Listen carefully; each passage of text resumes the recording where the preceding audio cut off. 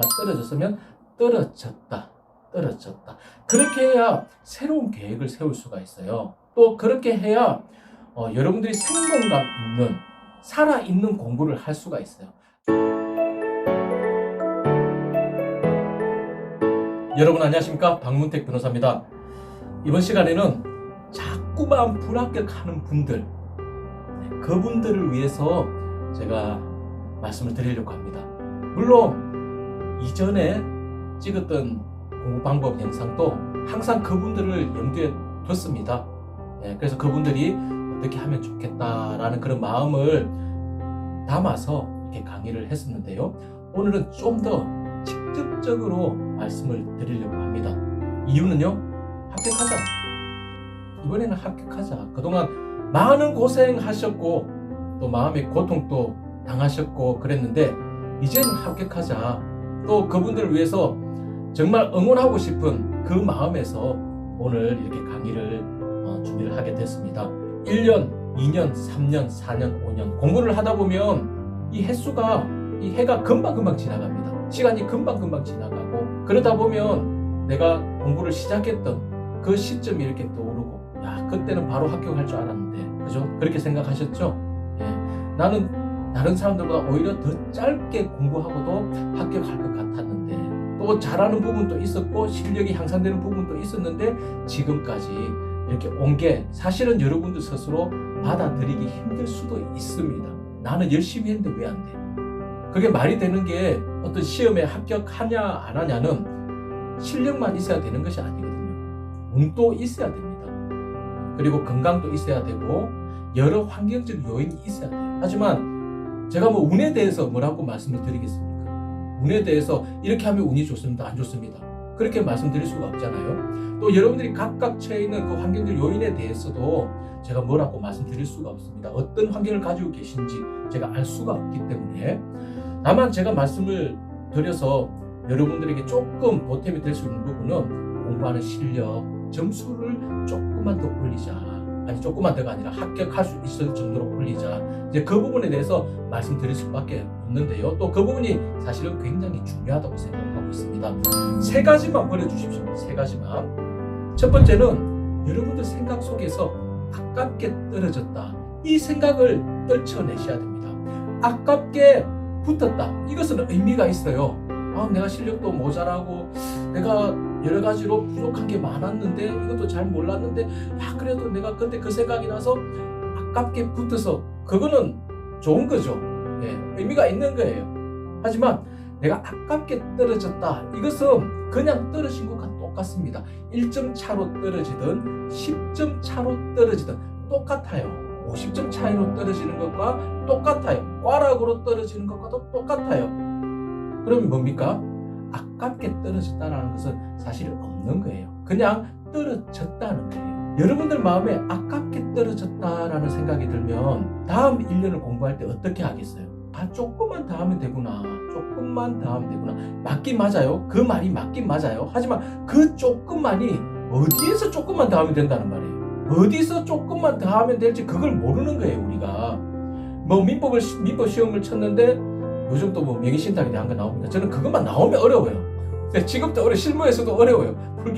어렵고 막 법리적인 거 다시 확인해야 되고 판례를 다시 봐야 되고 공부를 그렇게 많이 했는데도 불구하고 실무를 할 때 명의신탁 문제가 나오면은 다시 책을 보고 판례를 찾아보고 그렇게 해야 되거든요.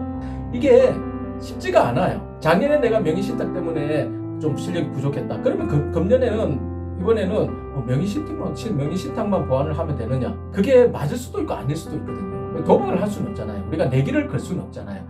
떨어졌다라는 생각을 해야 1년을 알차게 보낼 수가 있습니다. 아깝게 떨어졌다면 내가 아깝게 떨어졌다는 그 부분에만 자꾸 집착을 해서 그 부분에 깊이 이렇게 파고 들어가려고 하거든요. 물론 조금 이따가 말씀을 드리겠습니다만은 그는 약간 다른 차원의 문제고요. 일단 공부를 시작하는 여러분들의 마음에서는 내가 떨어졌으면 떨어졌다.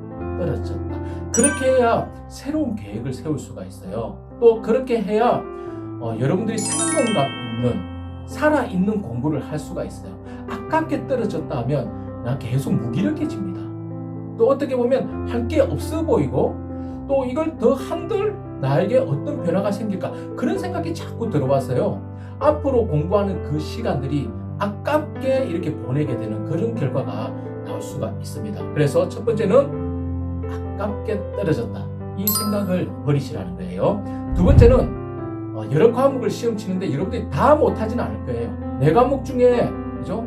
한 과목, 두 과목, 세 과목은 잘하는데 이 네 번째 과목 4, 그냥 과목 1, 2, 3, 4라고 해봅시다. 과목 4 때문에 내가 이번에 시험을 망쳤어. 그런 생각이 들 수 있어요. 그러면 또 어떤 생각이 올라오느냐? 내가 이 과목 4, 네 번째 과목 이것 때문에 내가 떨어졌다.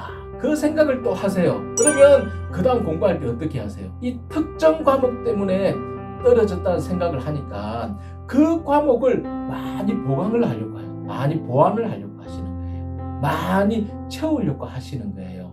근데 참 희한하게 저도 이렇게 주변 이렇게 공부하는 친구들을 바라보면은 어떤 때는 네 번째 과목 때문에 떨어졌다가 그 다음에는 두 번째 과목 때문에 떨어졌다가 그 다음에 또 첫 번째 과목 때문에 떨어졌다가 그 다음에는 정말 잘했던 세 번째 과목 때문에 떨어졌거나 이게 돌고 도는 거예요. 시험이 작년과 똑같이 나오는 것이 아니기 때문에 어떤 시험의 난이도가 어떻게 조절될지 우리가 예상을 할 수가 없어요.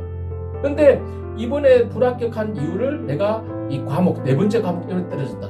또 그게 여러분들 뇌리에 이렇게 박혀 있으면 자꾸 그것만 보강을 하게 되고 무엇을 못 돌보느냐면 전체를 못 돌봐요. 공부는 전체가 함께 가야 되거든요. 미국 같은 경우 공인회계사 시험 그런 거는 우리나라에도 그런 시험이 있습니다만은 네 과목이 있으면 네 과목을 동시에 안 쳐도 되더라고요. 두 과목 먼저 치고 그다음 또 나중에 두 과목 치고 그렇게 해도 되더라고요. 근데 여러분들이 지금 준비하는 시험은 대부분 모든 과목을 동시에 시험을 쳐야 되는 거예요. 그럼 전체를 이 전체가 합격선 위에 올라가야 되거든요. 그렇게 하려면 여러분들이 특정 과목 때문에 떨어졌다는 생각 거기서 조금 벗어나야 됩니다. 거기서 안 벗어나면 공부 밸런스를 놓쳐버려요. 공부가 균형이 잡혀야 되거든요. 과목 4개가 있으면 이 4과목 모두가 다 중요한 거예요. 또 모두가 여러분들이 공부를 해야 될 거예요. 작년에 이 3과목은 많은 점수를 받았다고 해서 이걸 그냥 놔둬버리면 내가 많이 알고 있으니까 다음에 시험 쳐도 난 점수 좀 얻을 거야. 아니에요. 시험도 이상해요. 그죠? 시험도 이게 살아있는 생물 비슷해요. 이게 막 움직이고 변화가 있고 그런 현상이 생기는데 4과목이 있으면 4과목 전체를 네 번째 과목 때문에 떨어졌다 하더라도 이 4과목 전체를 1년 동안 다시 공부를 해나가셔야 되는 거예요. 물론 처음부터 다시 해라는 것은 아니에요. 밸런스를 맞추라는 거예요. 네 번째 과목에 집중을 하는 것을 첫 번째, 두 번째, 세 번째 과목에도 그만큼 집중력을 발휘를 하셔야 돼요. 그렇게 하려면 내가 이 과목 때문에 떨어졌어. 그 생각도 이렇게 떨쳐버리시면 좋겠습니다. 마지막 세 번째는 여러분들이 긴 시간 동안 공부를 하셨죠. 그렇게 하다 보니까 이제 길이 없다. 나는 합격하기가 힘든가 보다. 그 생각이 드실 수가 있어요. 제가 말씀을 드리고 싶은 건 거의 다 왔습니다. 자꾸 떨어지다 보니까 그죠? 자꾸 불합격하다 보니까 내가 갈 길이 너무 먼 것 같이 느껴져요. 그것은 여러분들 느낌이고 실제 여러분들이 지금까지 공부해온 그 양이 장난이 아니에요. 보통이 아니에요. 지금 막 공부를 하는 친구들과 비교를 해보세요. 엄청난 양을 공부를 했어요. 그걸 여러분들이 떨어졌다고 해서 그걸 다 잘못해서 잘못 공부를 한 거냐? 그렇지 않아요. 여러분들 부족한 몇몇 가지 때문에 불합격한 것이지 여러분들이 해놓은 공부 그 자체가 잘못된 것은 아니에요. 이제 거의 다 왔는데 예를 들어서 이야기를 해볼게요. 저 3호선이 그죠? 일산의 대화역에서 이렇게 출발을 해서 우리 사무실 근처가 있는 교대역으로 온다고 합시다. 근데 이 길을 처음 와요. 네, 처음 와요. 잘못해서 내가 교대역 가기 한 정거장 전인 고속터미널역에서 내려버렸어. 잘못해서. 그 내렸는데 교대역에 내리면 무슨 법원, 검찰청 이렇게 있어야 되고 뭐 또 서울 교대 안내판이 있어야 되고 그래야 교대역 같을 텐데 고속터미널역에 딱 내리면요 교대역이라는 느낌이 하나도 안 오죠. 조금만 더 가면 교대역이다라는 이 느낌이 안 와요.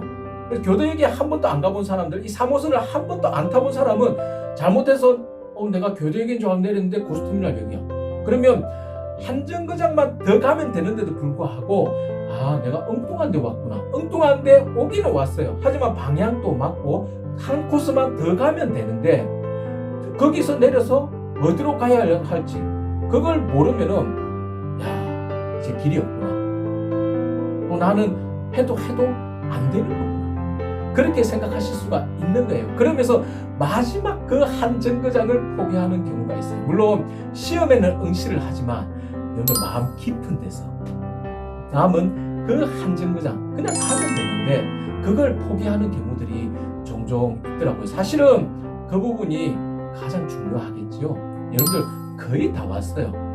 거의 다 왔고 이제 이 세 가지 오늘 제가 말씀드린 이 세 가지만 버리시고요. 첫 번째, 아깝게 떨어졌다는 생각. 두 번째, 특정 과목 때문에 떨어졌다는 생각. 그리고 세 번째, 길이 없다는 생각. 그 생각만 일단 버리십시오. 이걸 버리고 이제 앞으로 공부를 하는데 조금만 변화를 주면 됩니다. 예, 조금만 변화를 주면 여러분들 충분히 목표 지점까지 가실 수가 있습니다. 다음 시간에는 이 변화를 줘야 될 또 여러분들이 해야 될 그 세 가지에 대해서 제가 간략하게 말씀을 드리겠습니다. 예, 여기까지 말씀드리겠습니다. 감사합니다.